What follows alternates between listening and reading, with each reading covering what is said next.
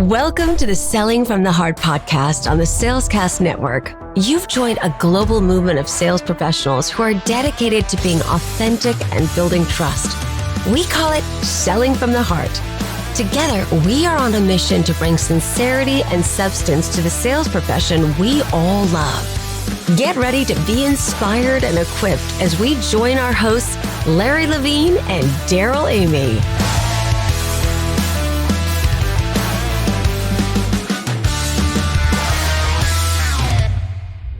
Hey there, it's Larry, and I'm thrilled to share something incredibly close to my heart. My latest book, Selling in a Post-Trust World, is now available. In today's landscape where trust is harder to come by than ever, I've poured my years of experience into these pages to guide you through connecting genuinely and building lasting relationships with your customers. This book is more than just strategies. It's about transforming the way you sell by being authentic, real, and trustworthy in every interaction. It's for those who believe that integrity and sales can go hand in hand, and for anyone looking to not just meet their quotas, but to truly make a difference in their customers' lives. If you're ready to elevate your sales game and navigate the complexities of selling in a world where skepticism is the norm, Selling in a Post-Trust World is your must-read guide. And here's the best part. Even though it won't hit the bookstores until this summer, you can get your hands on an advanced reader's copy right now. Just head over to sellinginapostrustworld.com or click the link in the show notes, and let's embark on this journey together towards more meaningful, trust-based selling.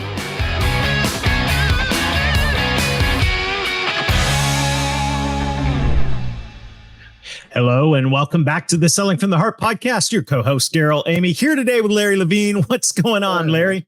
We got all kinds of things going on. First of all, just a huge shout out. I just want to say thank you. Thank you to everybody who week after week after week continues to come check out these handsome faces, because we work hard on our hair and makeup, Darrell, don't we? We do. If you listen on audio format, come check us out on YouTube. Also previews every Saturday morning. It launches every Saturday morning on LinkedIn. We got a great episode today. Andy Paul is in the house. You know this is going to be a fun conversation we're going to have about reinventing sales. Part of reinventing sales is building trust. And Larry, I love the momentum that's happening right now around selling in a post-trust world. And if you haven't listened for a few weeks, guess what? Larry's got a new book. It's out and you can get your hands on an advanced reader's copy right now. Super excited about this book, Larry. Yeah, so am I. It takes selling from the heart, but then it just takes some of that foundation and I bring it right into selling in a post-trust world. I break down the 4 facets of what we believe in here at Selling from the Heart around building trust and credibility. Packs a punch. I do appreciate everyone who's grabbed their copy. All I ask is when you grab it, as soon as you get it, stick it up, snap a picture, post it on social, smile, and tag us in. I'd appreciate it. It's super exciting. So the book officially launches in bookstores later in the summer, but right now you can get an autographed advanced reader's copy. We've got a limited number of these. You go to sellinginaposttrustworld.com, grab your copy. Larry will sign one, get it on its way to you. This is going to be a massive gift to the sales profession, Larry. And I'm so excited to be able to unpack this in the weeks and months to come. So sellinginaposttrustworld.com. Well, today's guest is no stranger to Selling from the Heart. It's Andy Paul. You know, he is a distinguished sales expert and author of the best-selling book, Sell Without Selling Out. Andy has revolutionized selling by focusing on the human aspect rather than traditional sales tactics. And with his extensive experience and winning major deals globally and hosting over 1,100 episodes of sales enablement with Andy Paul, he advocates for human-centered selling and creating memorable buying experience. Andy believes that the key to sales success lies in being more human to connect genuinely with buyers. So today in our conversation, we're going to dive into his philosophy of making authentic connections in sales as we talk about how we need to reinvent selling. Andy, welcome to the Selling from the Heart podcast. It's great to have you back in the studio. Darrell, Larry, thanks for having me. It's always a good time when Andy Paul shows up. We appreciate it. Yeah, it is. You guys, yeah. Well, hey, as we get started, it was going to be a very fun and provocative conversation. You know the question that every guest on the Selling from the Heart podcast answers, and that is, Andy, what does it mean to you to sell from the heart? It's not being principle driven in how you sell, right? So for me, it's I think one of the things that's really missing in sales is people really having principles driving why they do. And this was really at the heart of Sell Without Selling Out. Yeah, I sort of enumerated 4 key principles. I call them pillars of selling in, which is, are you connecting with someone else at a human level? Are you using your curiosity to really build your credibility and trust and really understand what's most important to the buyer? Third principle is, getting this level of understanding. And fourth is generosity, right? Is are you giving in a way that, so giving without expectation of anything in return, but also giving in a way that's really helping your buyers achieve what they want to achieve. This is so good. And I'm glad Andy used a couple words that are near and dear to me: giving and connecting. And I believe those are some of the things you have to do right up front in a very first encounter with somebody. Mm-hmm. How fast can you connect? How fast can you relate? And can you give them something in return that helps them become better than before you even met them? Yeah, or better, or I talk about in terms of progress, right? So think about it as, we all see the statistics. Buyers are massively dissatisfied with their interaction with B2B sellers. And, Gartner and others surveys, 75% of buyers would prefer not to talk to salespeople. I think that number is 100%, but and that's okay, right? But when a buyer is talking to a seller, why are they? Yeah. It's because they need something. It's not because they want to. It's because they need to, right? And so, if they could complete their purchase decision without ever talking to a seller, they would. But the fact they're talking to you is, they need. What is it that they need, right? And are you the person that can help them in that situation to continue to make progress towards making a decision? So true. And I think as we think about our conversation today about reinventing selling, and it could be said that this is a profession in a lot of ways needs to be revisioned, reinvented. I think what we're talking about here is really at the foundation of that. I want to just start this conversation around why. I'm going to throw this out to you, Andy. I want to throw it to Larry as well. Okay. Why do you think that sales needs to be reinvented right now? I think the data certainly sets that up, saying that 75% or every percent of buyers don't want to talk to sellers. That's a big clue. Why else do you think that sales needs to go through a process of reinvention? You first, Larry. I'll just throw the T word out. It goes back to lack of trust. Is if we can reinvent sales again, I think it starts with, can we build the layers of trust? Because trust has been eroded over time. And I'm a big Napoleon Hill junkie. I love reading old books. And they go back and they speak about this well over 100 years ago. And well over 100 years ago, there was no technology. There wasn't the internet. There wasn't anything like we have today. So they had to form trust as the basis of, do I want to do business with someone? So if I look at it, first place I would look at as far as reinventing sales is how do we rebuild and repair trust? Or just build it, right? Yeah. Let alone rebuild it. I think that yes, I agree 100%. I think that you look at the way we onboard salespeople, right? And train them and enable them and so on. Is who ever teaches anybody about how to build trust? We talk about it. But there's assumption that this is a skill that people have. And I think to some degree, greater or lesser degree, people do, as humans, have this ability to build trust. But the problem is people come into sales and they presume that they're assuming a character or a costume or, like an actor on a stage. And thus I need to act a certain way. And no, you don't have to. That's not the role. But that comes because people coming into sales think my job is to extract something from you. Right? That's my job, is to extract something from you. So to extract something from you, I've got to assume this persona as a salesperson. as opposed to someone who's just building a connection with another human being to see how you can help them, right? They're talking to you not because they want to, but because they need to. They need help of some dimension from you. What is that help? And if you come at it from that perspective, then I'm not trying to extract something from you. I'm trying to give something to you. I'm trying to help you. And it seems pretty simple, but it's more difficult than that, because otherwise everybody would be doing it.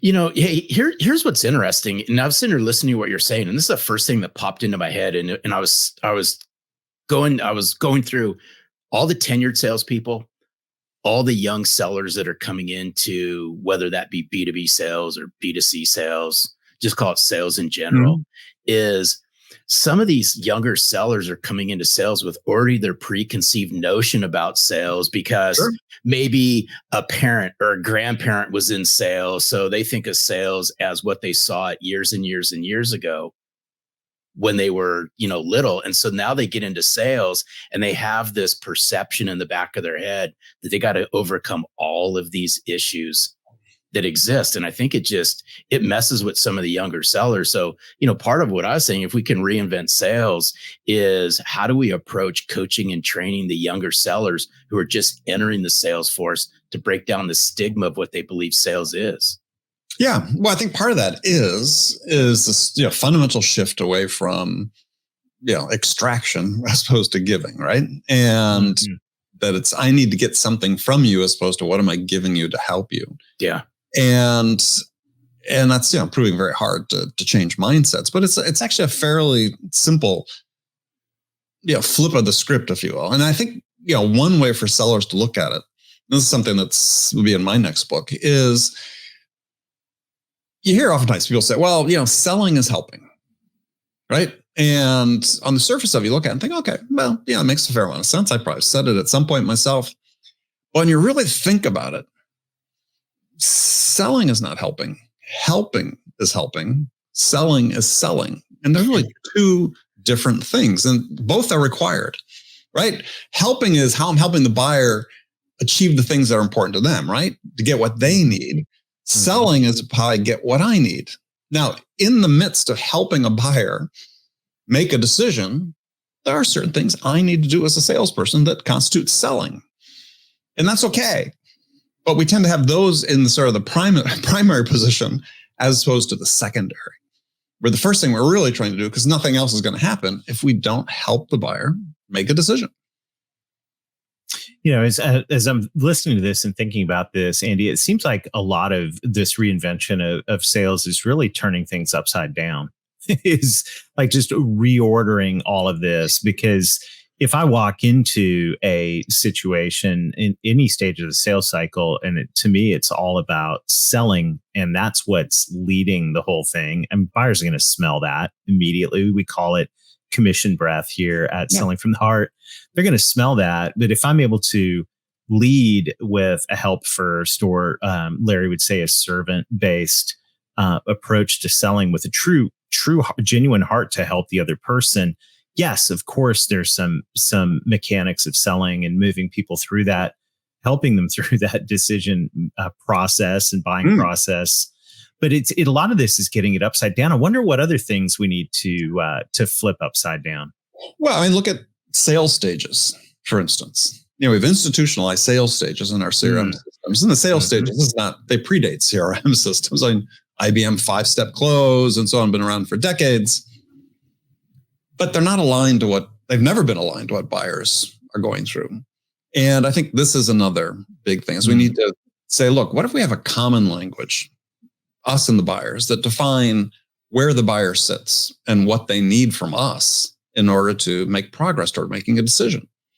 And I try to simplify it and say, when you really look at it, when you're first talking to a buyer, what do they need from you?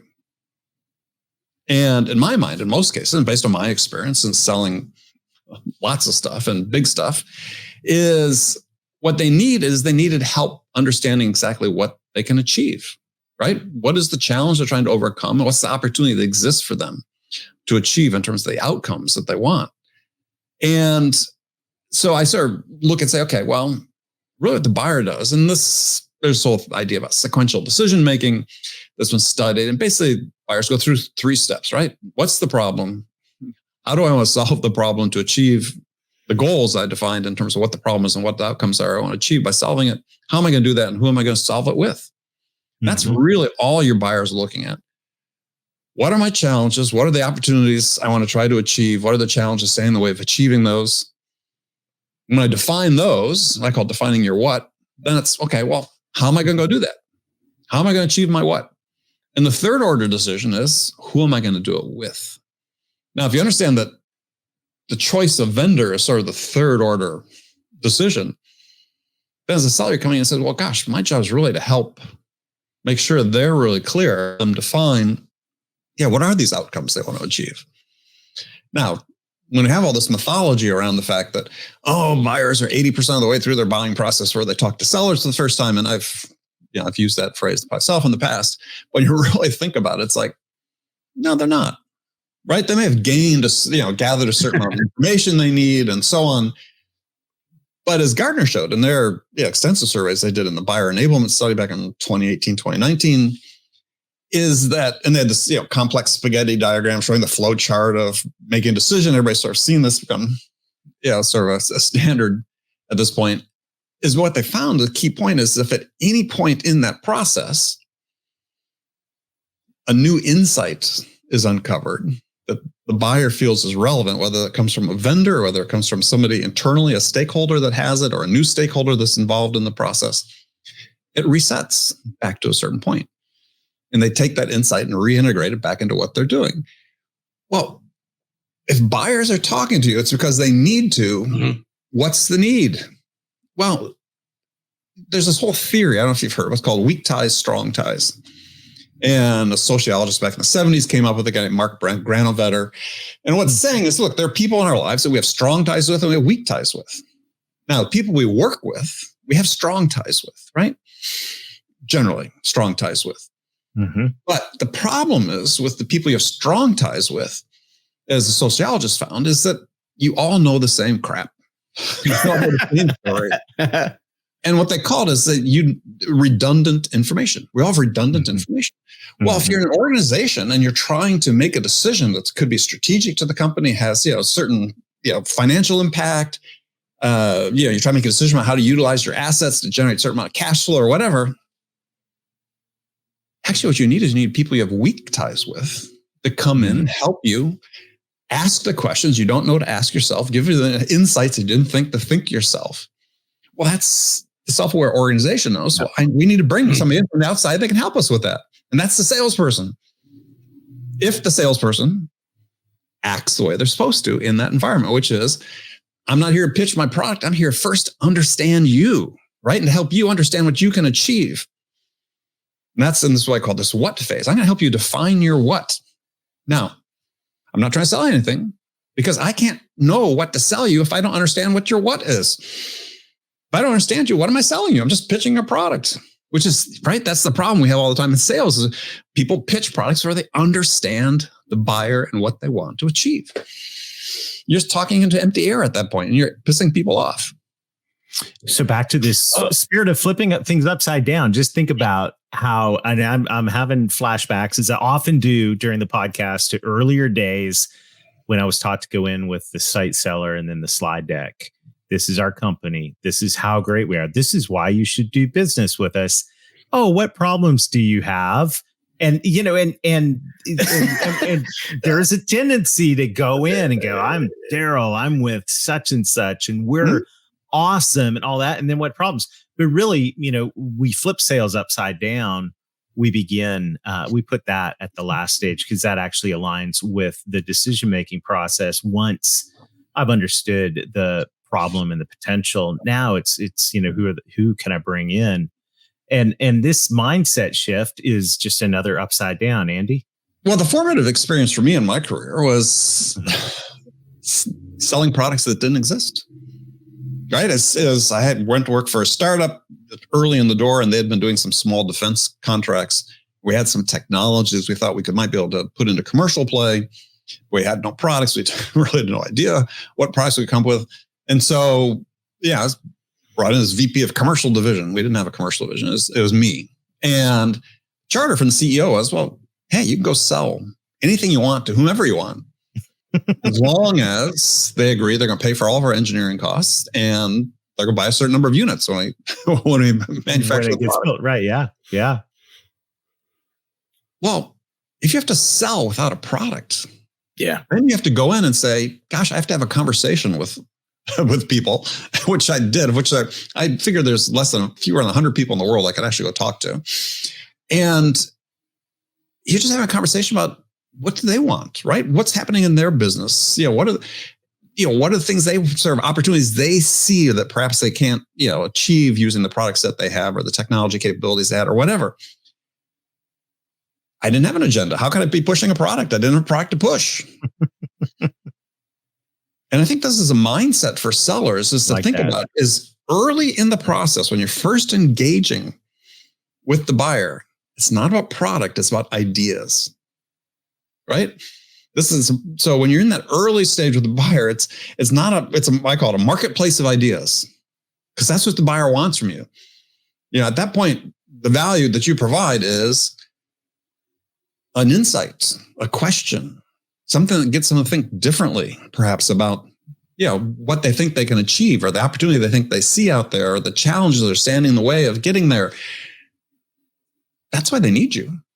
Otherwise, if they can figure that all out themselves, and yet you got these voices in sales saying, oh, buyers, they don't want to be influenced. They don't have time. They've already gone down the track. They know exactly what they want. And it's like, no, they don't. I mean, hey, every product sits on a scale of complexity and cost. And this is something I'm writing about in my new book. And products are, more complexity, which complexity exists in for several dimensions and costs, the same thing. But as products become more important from a strategic standpoint to a company, there's more risk associated with it. And if you think that they think they've got it all figured out, then you're really missing the opportunity because they don't. And they're trying to mitigate their risks as much as they can as well. So with the buyer, back to the beginning, callback is if the buyer is talking to you, it's because they need you to. So you need to figure out what they need from you.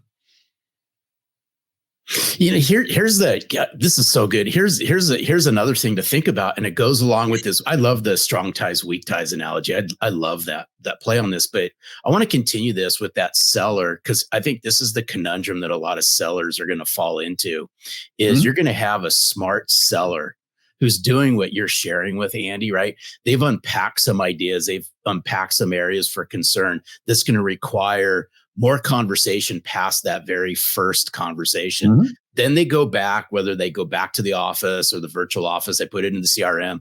Then it hits a manager and the manager goes, okay, how many more meetings are you going to have to go on? And I'm just playing devil's advocate on this. Sure. How many more meetings you're going to go on before you get this to a quote? And I think and I'm just pushing this forward a little bit because I'm a big proponent, slow down to sell faster. And it might require 4 or 5 or 6 more conversations before it ever gets to that stage. But I think the seller's faces the minute they put it in the CRM, then management wants to know when's this thing going to close. Yeah, sure. Of course they do. I mean, and that is problematic, right? In the way the sales is being managed these days. I mean, it speaks to a couple of things. One is obviously you need to have a robust enough pipeline. Sure. But even within that pipeline, though, and this is obviously not a surprise to you guys, is that you're focused on not the quantity of pipeline. You're talking about the quality of your pipeline, right? And this problem with sellers and managers, well, we'll start with sellers, right? Problem many sellers are facing is they're feeling that exact pressure for managers and pressure to have more opportunities in their pipeline. And as a result, sellers make bad choices. Make bad choices about who they're going to sell to and how they're going to invest their time.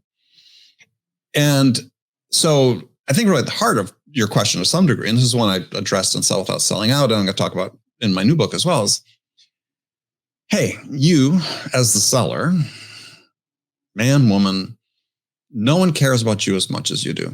No one cares about your success as much as you do. Is if you think you're on the right track with something, you need to take ownership of it. You need to push back. You need to be held accountable and be willing to be held accountable. And what happens, I think, is that sellers sort of just fold when they can feel this pressure. And they fold into going back and start doing things the way that, the prescribed, quote unquote, way to do it. And it never ends well when that's the case, as opposed to, theme of your book, selling from the heart, being authentic, connecting, is doing the things that the buyer needs from you, even if it takes an extra meeting. Though, here's the thing, though. Here's the thing.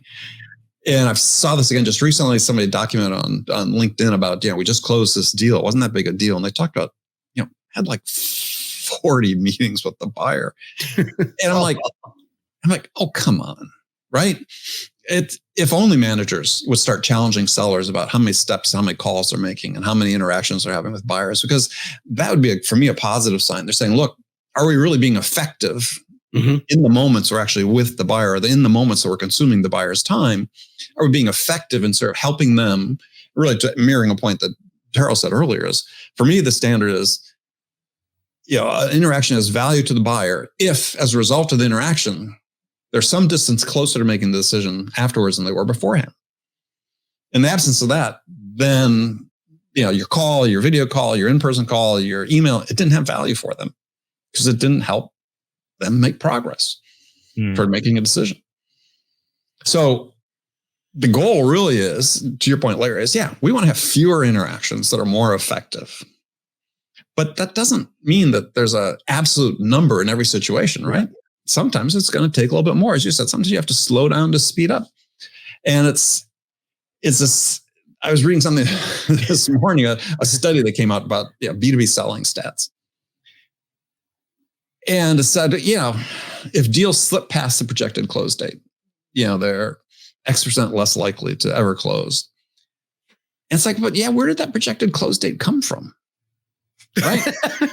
Because did that come from the seller? No, it usually came from this. Well, in some instances. But also it sort of got, we need it in December. So let's put in, let's shoehorn in December. But if it came from the seller, you think about it, okay, there was a study that's done by folks that closed win-loss analysis that found that in 85% of the cases, when the seller entered in a reason, a disposition of, closed won, closed loss, 85% of the time, when on deals they lost, they were wrong. They went back and they did a study where they checked the buyers and then compared it to the seller's answer. 85%. So you think sellers have any clue at all, if that's the case, as to when deals are really meant to close? No. So, it's like, we've got this whole environment out there where, managers are pushing on sellers who I think don't really understand how deals really work. And sellers are feeling caught between doing the right thing and doing what they think they're supposed to do. And they oftentimes, tend to do the things they think they're supposed to do because they don't want to be caught out by somebody saying, "Oh, why'd you do that?" Yeah. Mm-hmm. What a great conversation. I call that, the power of the sales orthodoxy. That's sort of that's right. We do it this way. Well, but it's powerful. It's my model. Yeah, it's powerful though. There is this. There is a sales orthodoxy that exists, and here's the irony about that: is the orthodoxy. You look at the data. The most recent data is well under 60% of reps, well under 40% of reps making quota. Average win rates below 20%. It's like orthodoxy does no crap. Because if we're following what the orthodoxy does, the results have really been horrible. Mm-hmm. Well, maybe it's time to reinvent selling, Andy. Working on it. There what you go. Fun conversation. Well, I know as we wrap this up today, folks are thinking to themselves and yelling out loud at their iPhones or wherever they're listening to this podcast, how can I get more Andy Paul in my life? Lots of places. I happen to have my own podcast, a new podcast I started in July called the Win Rate Podcast. And you can sort of see the focus is all about sales effectiveness, the buyer experience, improving win rates. And it's different formats, similar to what you guys are doing here. It's me and 3 guests, and every episode's a panel discussion where we tackle the issues. And so By the time this episode airs, we actually have gone from a single episode a week to 2 episodes a week. One that's really focused on sales effectiveness. The next one really on this topic, reinventing selling. That's been a lot of fun. You can find me on LinkedIn, posts nearly every day. And and then subscribe to my newsletter, Win Rate Wednesday. You can do that on LinkedIn or on my website, andypaul.com. Love it. Darrell, you know what I like about Andy when he posts, because I see it every day, is Andy throws stuff out there that gets you to think. And that's what I really like. He's got his little Andyisms in there, if you know Andy Paul, and everybody does. But I really appreciate that you put some thought behind what you put out there. Thank you. You're welcome, to get everyone in sales to stop and think, can there be a better way? Well, Love it. And just to think, right? I mean, and I wrote this in my first book, sales is a thinking person's profession. And we are seemingly bound and determined through all of the technology we want to have. And not everything is technology because I use it myself, but I think based on how you use it, is the difference. But make this an assembly line profession. And I don't know how many people worked on assembly line. I've worked on an assembly line in a factory. It's nothing like an assembly line. I've done the same task every 10 seconds for 8 hours at a time. Yeah. This is not an assembly line. It's never going to be an assembly line. Stop trying to make it an assembly line. It's about people. And we're going to use, what we need to do is stop using the tools that exist to just have us do more stuff, and use the tools, including AI, is to help our buyers. And that's the gap that's been missing. I mean, look at all of our conversational intelligence and our sales engagement tools and sales tech tools. It's all about us and what we are trying to get out of the buyers. They're not about what the buyer needs from us. And if we can bridge that gap, then somebody's going to hit a home run when they have that application. Oh, you're speaking my language, home run. There we go. Baseball. Andy, thank you so much for sharing time with us again today. This is always fun. And this has been I told folks it was going to be a provocative conversation. You delivered. You're a true selling from the heart champion. We appreciate all that you do, Andy. Thank you. No, thank you. You're welcome, Andy. Oh, Darrell, that was good. Yeah, so many good, powerful nuggets in there. Just that overall thing. And also just this motive of what do we need to flip upside down? I think that's a great way to start looking at this in terms of what do we got backwards. That flashback I had earlier, Larry, about my early days, and this goes back 3 decades, but it's still around today, where it's like, all right, let me get out the PowerPoint. Let me show you who we are and how great we are. Hey, flip that upside down. That's not first. That's last, buddy. Let's get this right. Oh, man. I'd love to do this, Darrell. I'd love to be a fly on the wall in about 10 first calls that are out there just to see what's happening. Because something tells me when we started in sales is still happening today in sales, and it shouldn't be. Yeah, absolutely. So it's a great question to ask yourself, what needs to be reinvented? And if you're a sales leader, you have an opportunity to think about that on behalf of your team. If you're a sales professional, you've got the opportunity to think about that for yourself. And all of this, we started the conversation around trust and how important trust is. It's always been important.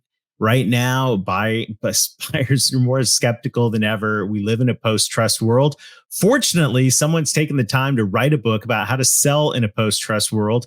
And Larry, I'm thankful that you've put this book together. And I'm so excited that we're starting to hear back from people who've gotten this book in their hands. This is going to be an incredible game changer for so many salespeople that know about selling from the heart, and many that haven't encountered selling from the heart yet, all around building trust. Larry, I'm excited. I love seeing these pictures of people holding up their advanced reader's copy, their autographed advanced reader's copy of Selling in a Post-Trust World.